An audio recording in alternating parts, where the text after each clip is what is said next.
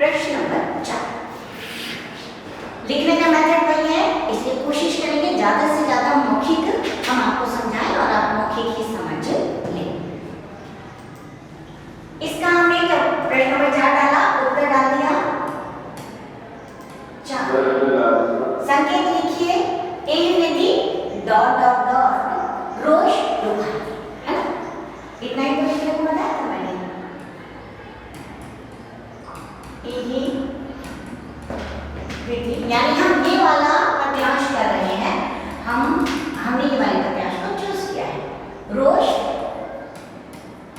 रुखाई।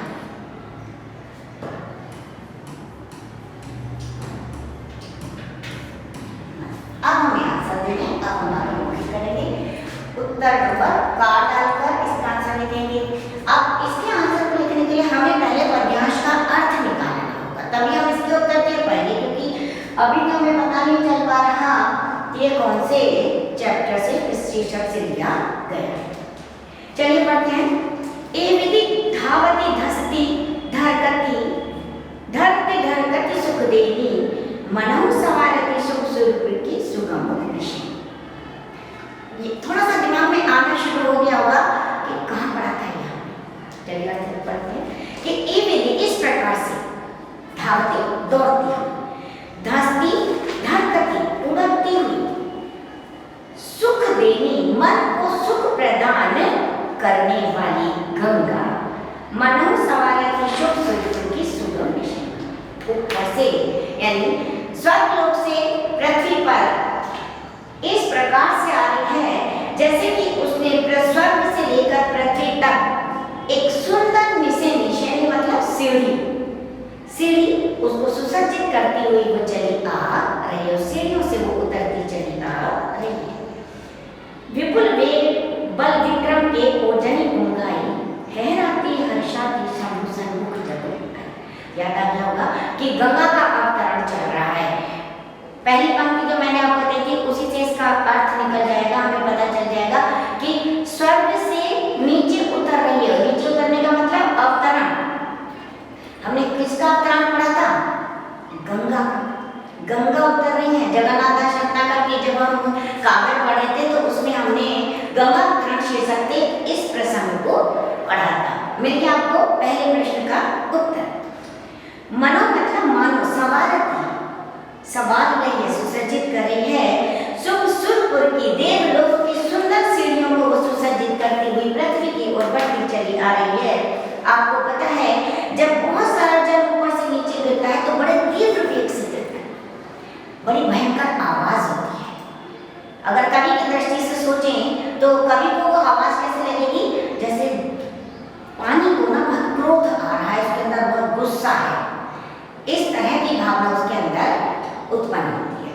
तो वही चीज जो कि कवि लिख रहे हैं, विपुल वेग बल विक्रम, बहुत ज्यादा बहुत वेग था उसका, तीव्रता थी, उसने बहुत तीव्र वेग से नीचे उतर रही थी, अपना पूरा पराक्रम उसमें दिखा रही थी और ओज शरीर में उसकी बहुत उमंग थी, ऊपर से नीचे आने की, धरती पर आने की बहुत उत्साह, बहुत उमंग उसमें नजर आ रहा था।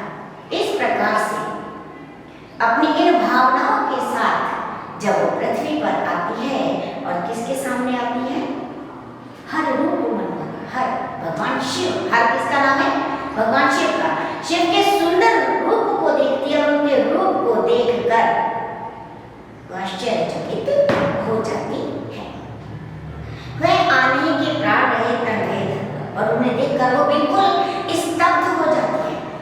उसके प्राण उसके शरीर में नहीं रह पा रहे हैं, अर्थात वो अवचेत सी हो गई है, जैसे उसके अंदर प्राण ही नहीं रहे हैं।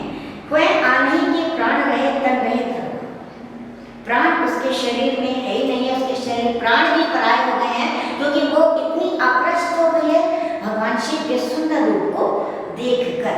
तन रहे धरोहर, ऐसे लग रहा है कि अब उसका तन, उसका शरीर भी प्रभु भगवान शिव की धरोहर हो गया है, उनके अधीन हो गया है। ना तो उसके प्राण और ना ही उसका शरीर अब उसके वश में है। वही कोप जो वेग के साथ वो पृथ्वी पर उतर रही थी, वो जो कोप, क्रोध, कोप मतलब क्रोध, उस क्रोध का लोप हो जाता है, वो शांत हो जाता है, क्योंकि अब वो बिल्कुल शांत हो गई है।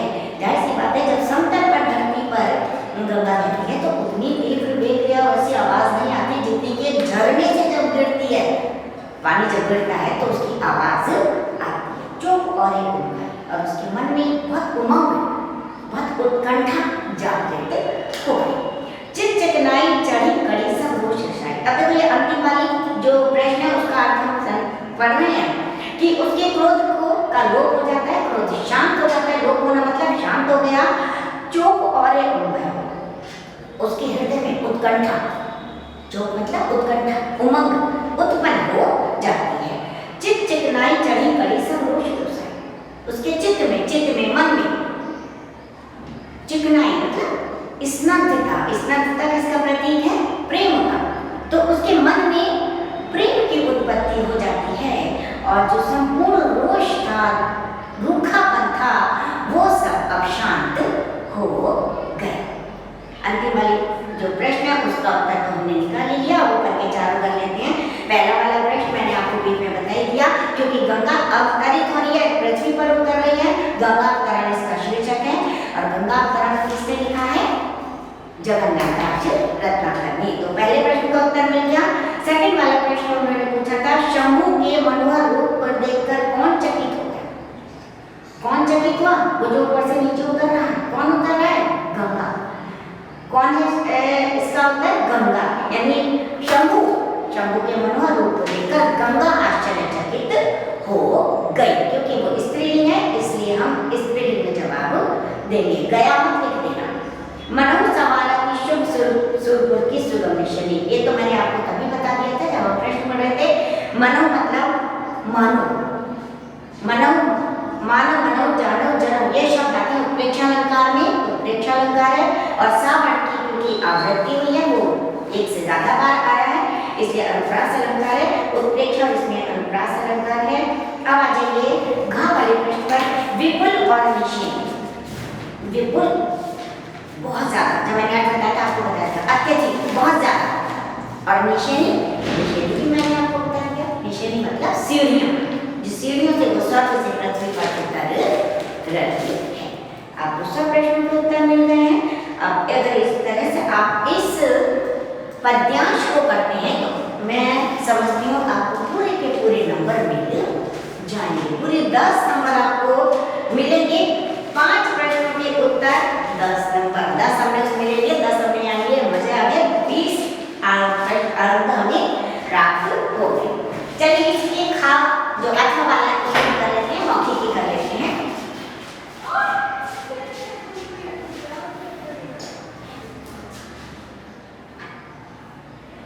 यही रहने दीजिए, कोई बात नहीं, हमें मौखिक करना है इसका आंसर। आपको थोड़ा बड़ा अच्छे से दिखेगा। सेकंड वाला पद्यांश उन्होंने दिया है, उसके प्रश्न के उत्तर हम पढ़ लेते हैं। उपयुक्त पद्यांश के पाठ और उसके रचयिता का नाम लिखिए। रचयिता मतलब किसने उसे लिखा है, पाठ का नाम और रचयिता। मनुष्य की क्या विशेषता है? थर्ड प्रश्न, मनुष्य का क्या श्रेय है? चौथा प्रश्न, सुरम्य और आवार शब्दों का अर्थ लिखिए। 2 शब्द दिए, उनके मीनिंग पूछे हैं, बहुत आसान है। रेखांकित अंश की व्याख्या लीजिए। अंतिम जो 2 पंक्तियां हैं इसकी व्याख्या करनी है। चलिए अब उस पद्यांश के अर्थ को समझ लेते हैं, सारे आंसर तो बहुत मिल जाएंगे।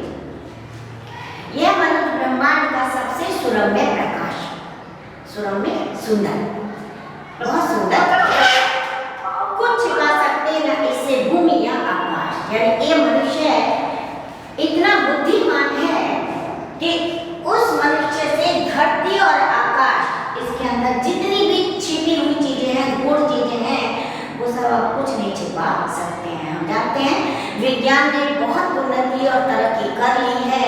अब विज्ञान के धरती के अंदर जितनी चीजें हैं उसकी जानकारी उसने बहुत पहले ही प्राप्त कर ली। आकाश में क्या है ये भी हमारे विज्ञान ने हमें बता दिया है। यानी कि काव्य की पंक्ति में बता रहे हैं कि मनुष्य के पास धरती और आकाश के संबंध में अब कुछ भी ऐसा नहीं है जिसे उसे जानना बाकी रह गया है।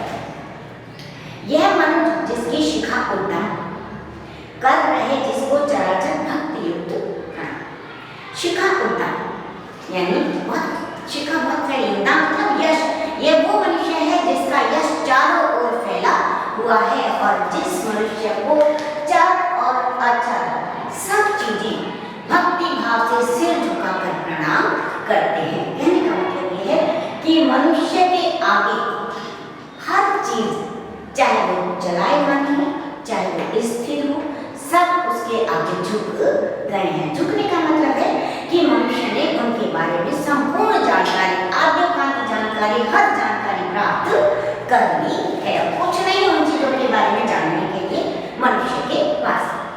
यह मनुष्य जो सृष्टि का श्रृंगार है, सृष्टि इस संसार का श्रृंगार है, मनुष्य से ही ये सृष्टि सुसज्जित होती है। सब कुछ प्रकृति हो, हर चीज हो, पर यदि मानव नहीं है तो धरती का, सृष्टि का कोई अस्तित्व नहीं है। ज्ञान का, विज्ञान का, आलोक का आगार, ये जो मनुष्य है ये ज्ञान, विज्ञान, आलोक इसका आगार है। आगार मतलब भंडार, यानी बहुत ज्ञान है इसके पास। विज्ञान के क्षेत्र में इसने इतनी उन्नति कर ली है और उसका यश धरती से लेकर पाताल, आकाश से लेकर पाताल तक फैला हुआ है। हर कोई उसके सामने नतमस्तक है। ये ऊपर वाली पंक्तियों में उन्होंने बता दिया है। व्योम से पाताल तक सब कुछ इसे है घिरे, आकाश से पाताल तक इसे सब कुछ जानकारी है। आप ध्यान से पढ़ना, क्योंकि ये अंडरलाइन पंक्तियां हैं, रेखांकित पंक्तियां हैं और अंतिम प्रश्न का उत्तर हमें इसी से लिखना है। यानी धरती से पाताल तक, आकाश से पाताल तक, व्योम मतलब आकाश, इसको सब कुछ जानकारी है। आकाश से लेकर पाताल तक जितना भी कुछ गोपनीय या द्रष्टव्य हमें नजर आता है उसके बारे में ये मनुष्य जानता है। पर न यह परिचय मनुष्य का, यह न उसका श्री। परंतु ये मनुष्य का परिचय नहीं है कि वो धरती से लेकर आकाश तक, पाताल तक हर चीज के बारे में जानकारी रखता है, इतना ज्ञानी है, उसका यश इतना फैला हुआ है। ये मनुष्य का परिचय नहीं है, ये उसकी पहचान नहीं है और ना ही ये उसका श्री है, क्योंकि मनुष्य के लिए मानवता सबसे बड़ी चीज है। यदि वो बहुत ज्ञानी और उसके अंदर मानवता ही नहीं तो वो मनुष्य कहलाने के योग्य नहीं है। अंतिम वाले का हमें उत्तर मिल गया है। अब थोड़ा सा दिमाग लगाते, मनुष्य के इस रूप का वर्णन किसने किया था? दिनकर जी ने अभिनव मनुष्य यानी आज का मानव, अभिनव मतलब आज का मानव। जब हमने ये कविता पढ़ी थी तो उसमें ये वर्णन चल रहा था कि वो मनुष्य के बारे में बहुत विस्तार से बता रहे हैं कि आज का मनुष्य बहुत ही ज्ञानी हो गया है, परंतु उसके अंदर यदि मानवता नहीं है तो इसके अंतिम पैराग्राफ जब हम काव्य में पढ़ते हैं उसमें ये बताया है हमारे को तो रिलेशन का मतलब है। तो अब हमें उत्तर मिल गया पहले वाले प्रश्न का। एक जो काव्य है उसका शीर्षक, पद्यांश जो है उसका शीर्षक और कवि जो है, कवि कौन है? रामधारी सिंह दिनकर और पाठ का नाम क्या है? अभिनव मनुष्य। सेकंड क्वेश्चन था मनुष्य की क्या विशेषता है?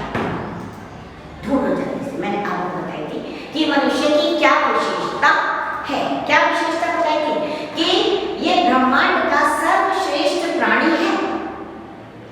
इस मनुष्य के धरती से लेकर आकाश तक,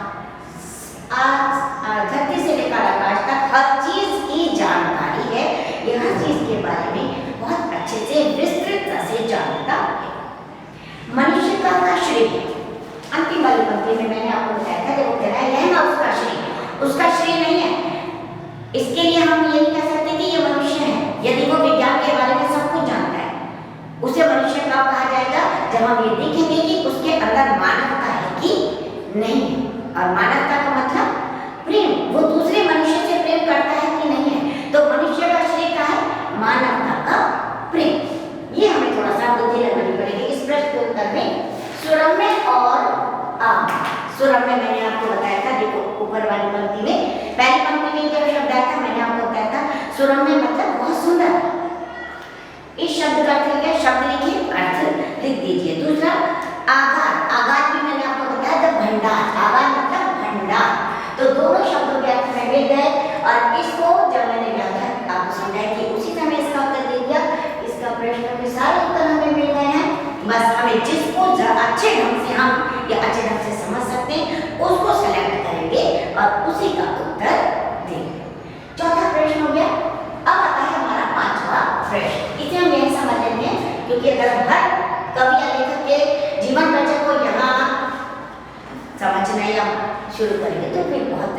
लंबी वीडियो हो जाएगी। अब कह रहे हैं निम्नलिखित में से किसी एक लेखक का जीवन परिचय देते हुए उसकी रचनाओं का उल्लेख कीजिए। जो हम जब निबंध पढ़ते हैं या काव्य पढ़ते हैं तो उनके जो लेखक होते हैं, राइटर होते हैं, रचयिता होते हैं, उनके जीवन परिचय को हमें सबसे पहले बताया जाता है, उसे याद करने के लिए भी कहा जाता है। हमने उनके जीवन परिचय याद किया है। जीवन परिचय, कब उनकी मृत्यु हुई, उनके माता पिता कौन थे, कब उनका जन्म हुआ, किस स्थान पर जन्म हुआ, कैसे कैसे उन्होंने पढ़ाई करी, कितनी उन्होंने अपनी एजुकेशन प्राप्त की, क्या क्या गुण उनके अंदर थे, ये जीवन परिचय।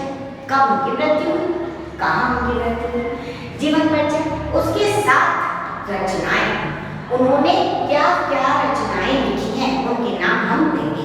इसके बाद हम जीवन परिचय में यदि हम लेखक का पढ़े हैं तो भाषा शैलीगत विशेषताएं भी पढ़ते हैं, परंतु क्योंकि उन्होंने यहाँ ये नहीं पूछा है इसलिए हम उसे स्किप कर देंगे, नहीं लिखेंगे, केवल जीवन परिचय और रचनाओं तक लिखेंगे और हमारा आंसर पूरा हो जाएगा। उन्होंने लिख भी दिया है, अधिकतम शब्द सीमा कितनी होनी चाहिए, 80 शब्द।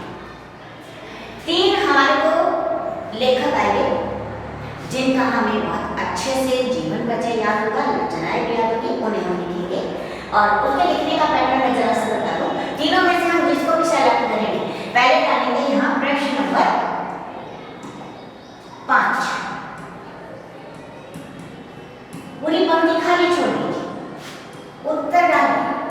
3 है वासुदेव शरण अग्रवाल, आचार्य हजारी प्रसाद रेड्डी, डॉक्टर APJ अब्दुल कलाम। अब हमें सोचना है किसका जीवन परिचय में अच्छे से याद है, उसको सेलेक्ट करेंगे, उसका नाम यहाँ लिखेंगे। सपोज करो हम वासुदेव शरण अग्रवाल जी का जीवन परिचय लिख रहे हैं तो उत्तर के आगे बीचों बीच हम हेडिंग की तरह से लिख देंगे मोटा मोटा वासुदेव शरण अग्रवाल। यानी हमने बताया है ये नाम लिखिए कि हम इन तीनों में से एक को लिख रहे हैं। बच्चे अक्सर ये गलती कर देते हैं, सीधे सीधे उन्होंने कहा जीवन परिचय लिखना शुरू कर दिया, पता ही नहीं किसका लिख रहे हैं, है ना। तो हमें आंसर जो देना है वो भी एक अच्छा बुद्धिमत्ता से देना है, लगना चाहिए कि पढ़े लिखे बच्चे लिख रहे हैं। अब आप यहाँ से उनका जीवन परिचय लिखना शुरू कर दीजिए। रचनाएं जब लिखेंगे तो पैराग्राफ चेंज कर देंगे, उसके बाद से उनकी रचनाएं भी बहुत स्पष्ट करके लिखेंगे। यदि आपको किस किस विधाओं में उन्होंने रचनाएं लिखी हैं उस मेथड से याद है वो बहुत अच्छा है, अगर नहीं याद है तो रचनाएं आप अलग से एक पैराग्राफ में लिख दीजिए।